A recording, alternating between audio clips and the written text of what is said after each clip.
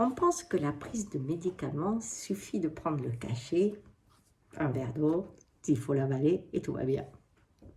Et quand vous êtes une maman ou même un compagnon ou une compagne ou une fille qui doit donner à sa mère, inversement, vous donnez le cachet comme ça.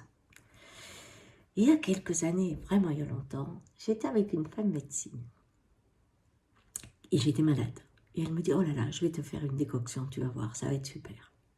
Moi, j'y connaissais rien aux plantes. Je ne connais pas grand-chose encore. Je ne suis pas la reine pour la médecine des plantes. Et elle me dit, je te le faire. Et elle va chercher des plantes. Et là, elle me raconte l'histoire de chaque plante. Mais une histoire imagée où il y avait des combats, où il y avait ça, est-ce que ça allait me faire et où c'est que ça allait aller. Bref, une vraie légende. Et à un moment, je lui dis, tu sais, je suis mal. Tu me donnes la tisane parce que c'est pas possible. Ah, elle me dit, sans l'histoire, ça n'a pas de sens.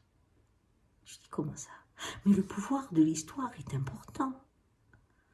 Il amène le médicament exactement là où il faut. Il a besoin de la vibration des mots qui l'accompagnent, du cœur qui le donne.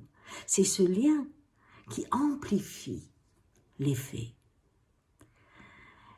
Et tout d'un coup, je me suis ouverte, j'avais beaucoup de fièvre. Et c'est vrai que quand j'ai bu sa décoction, je suis partie dans son voyage. Et j'avais le sentiment de savoir où il allait en moi.